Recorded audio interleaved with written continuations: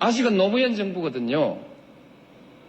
지시하고 명령하고 새 정부의 정책을 지금부터 준비하라 이렇게 지시하는 것은 인수위의 권한이 아니거든요. 인수위가 마치 새 정부인 것처럼 그렇게 권한을 행사하는 것은 그것은 권한 범위를 넘는 일입니다. 새 정부가 할 일은 새 정부에서 하는 것이 순리입니다.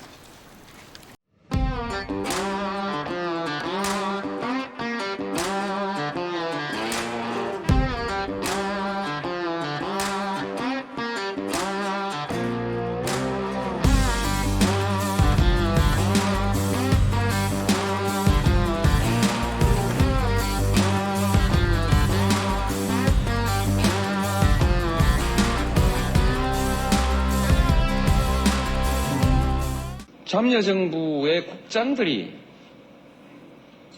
인수위에 불려가가지고 호통을 당합니다. 그리고 지난 5년간 정책에 대해서 평가서를 내라고 한다고 하는데 그거 여러분 반성문 써오라 이 말 아닙니까? 아직은 노무현 정부거든요. 지시하고 명령하고 새 정부의 정책을 지금부터 준비하라 이렇게 지시하는 것은 인수위의 권한이 아니거든요. 참여정부 정책과 차별화하면 무조건 선이다. 저는 이것은 포퓰리즘이라고 생각합니다. 소금을 더 뿌리지 않으면 저도 오늘로 얘기를 그만할 것이고 앞으로 소금 계속 뿌리면 그렇죠. 저도 깨지겠지만 저도 상처를 입겠지만 계속 해보자.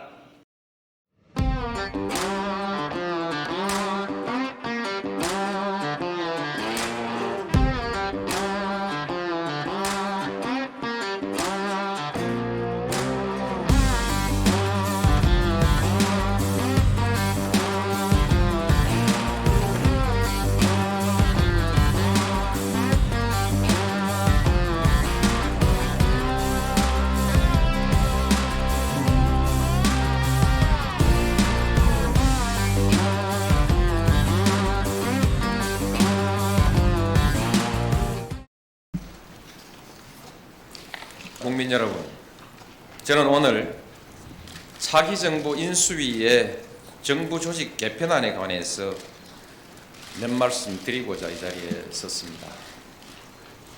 우선 두 가지 관점에서 의견을 말씀드리겠습니다.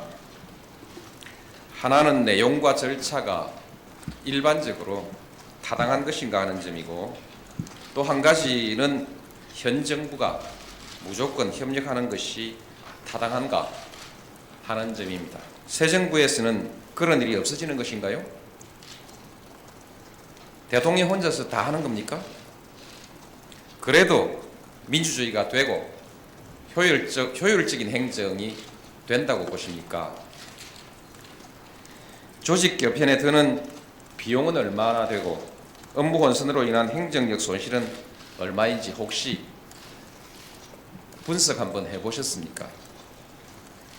정보통신부는 언제, 왜 생겼는지 아십니까? 한국의 정보통신기술과 산업은 지금 세계 인류 수준에서 세계 최고 수준으로 달려가고 있습니다. 정보통신부가 없었더라면 우리 정보통신기술이 세계 인류가 될 수 있었을까요?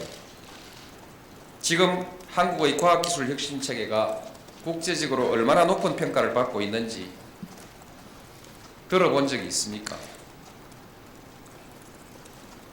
여성부가 왜 생겼고 그것이 왜 여성가족부로 확대 개편되었는지 그 철학적 근거가 무엇인지 살펴보았습니까?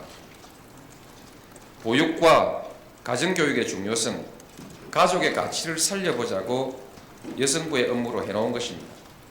여성부에서는 귀한 자식 대접받던 업무가 복지부로 가면 여러 자식 중에 하나, 심하면 서자 취급을 받지 않을까요?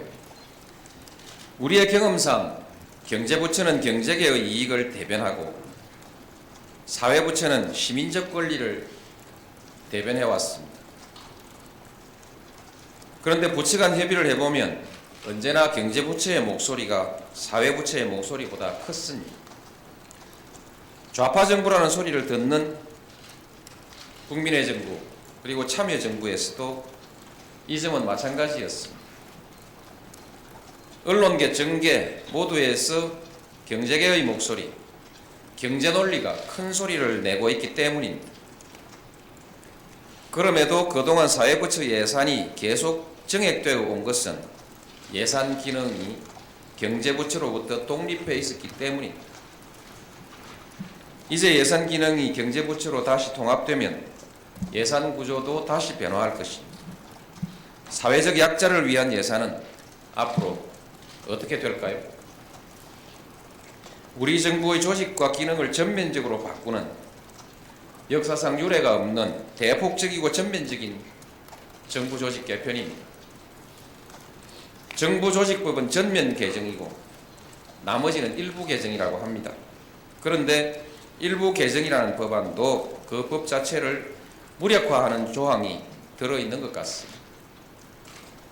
만들 때는 많은 토론을 거치고 국회를 통과한 법들입니다. 그중 어떤 법은 여야 합의로 통과한 법들입니다. 참여정부에서 수년에 걸쳐서 공들여 다듬은 정부 조직에 대해서 인수위 출범 20일 만에 개편안을 확정하고 불과 1, 2주일 만에 국회에서 처리한다고 합니다. 이처럼 큰일이 정말 토론이 필요 없는 일입니까? 이 정도는 우리 국민들이 이미 잘 알고 있는 문제라서 토론이 필요가 없는 것입니까?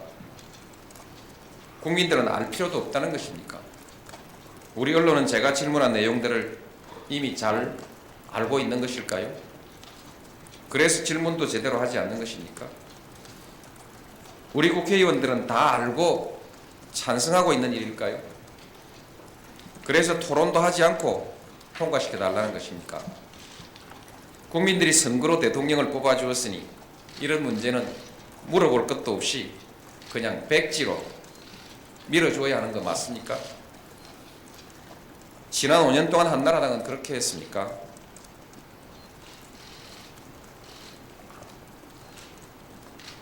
지난 5년 동안 저는 근거도 없는 의혹 제기, 논리도 없는 반대 때문에 정말 힘들었습니다. 정말 저는 그렇게 하고 싶지 않습니다. 앞으로 야당이 될 정당들이 그렇게 해서는 안 된다고 생각합니다. 그러나 그렇다고 해서 여러 가지 문제가 있는 정책에 대해서 아무 토론도 없이 눈 딱 감고 당선된 정부인이 무조건 밀어줘야 한다. 그런 것은 저는 옳지 않다고 생각합니다. 합리적으로 따져야 될 문제는 따지는 것이 국회의 자세이고 언론의 자세이고 국민의 자세이고 또한 물러나는 대통령에게도 당연히 필요한 일이라고 생각합니다. 대통령 뽑아놓고 또 국회의원을 뽑아서 국회를 구성하도록 만들어 놓은 것을 보면 민주주의라는 것은 대통령을 뽑았다고 그 정권에 모든 것을 다 맡겨야 하는 것은 아닌 것이라고, 아닌 모양입니다.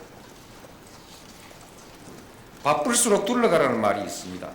충분한 토론을 거치고 문제가 있는 것은 고치고 다듬어서 국민과 국회의 동의를 얻어서 그렇게 하는 것이 순리라고 생각합니다. 그렇게 하는 것이 민주주의의 원리에 맞고 또한 실수를 줄일 수 있는 길이라고 생각합니다. 사리야 어떻든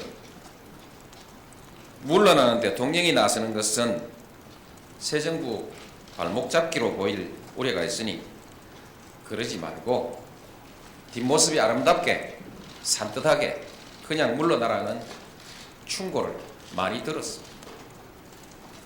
말이야 좋은 얘기입니다. 만일에 우리 사회에 토론의장이 제대로 열려 있다면 그리고 국회가 미리 잘 대응하고 있다면 굳이 왜 욕먹을 일에 제가 먼저 나서겠습니까?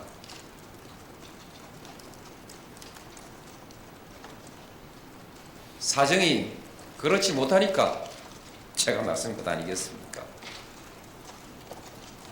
저도 답답하지요.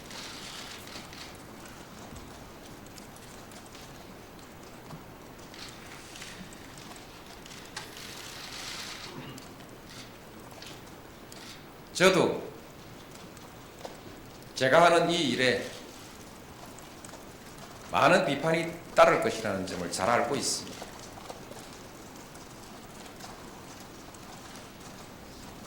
그래도 저는 무릅쓰고 이 말씀을 오늘 드리는 것입니다. 부처 통폐합이 단지 앞에서 제가 질문드린 바와 같은 일반적인 정책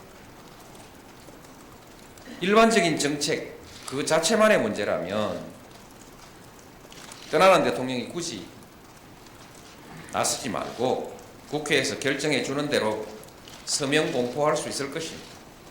그러나 그렇지 않고 그것이 참여정부가 그동안에 공을 들여서 만들고 갖고 온 철학과 가치를 허물고 부수는 것이라면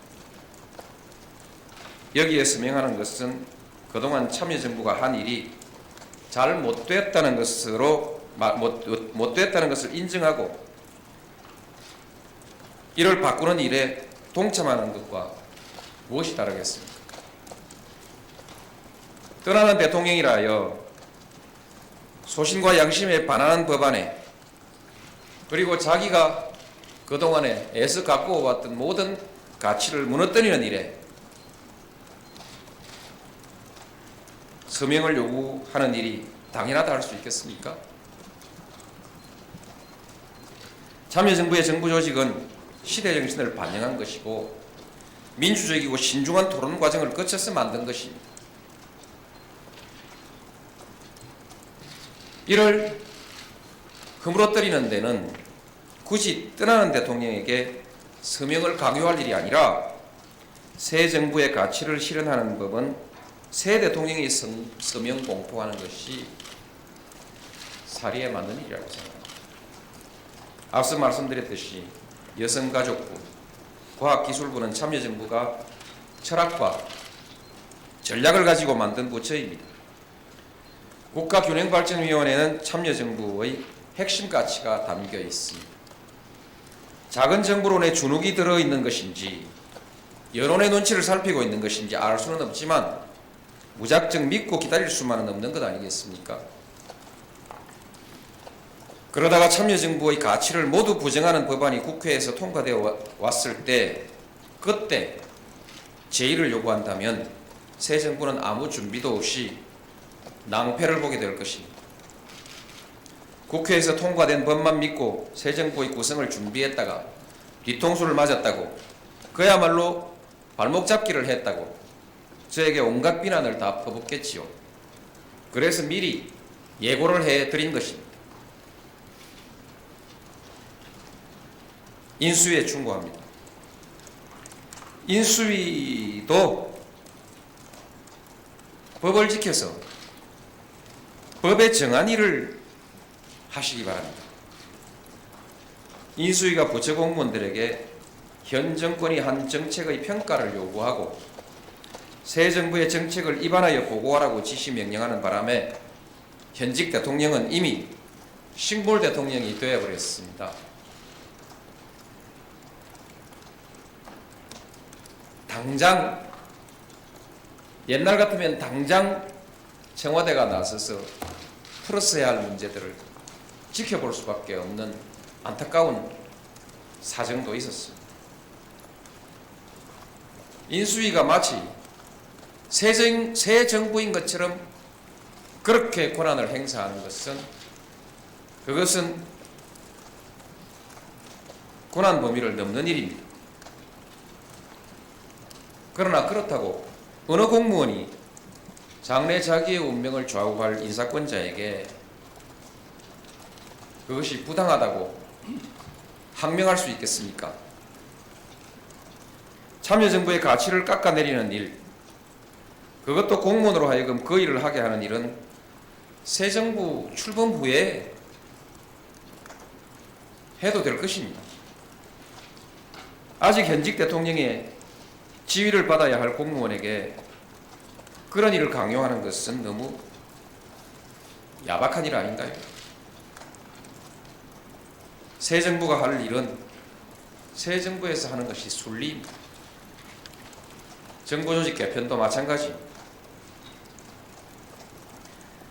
정부조직 개편에 관해서 아무쪼록 국회가 이런 여러 가지 상황을 깊이 검토하셔 정부조직 개편안에 대해서 책임있게 논의하고 적절하게 반영해 주시기를 기대합니다. 감사합니다.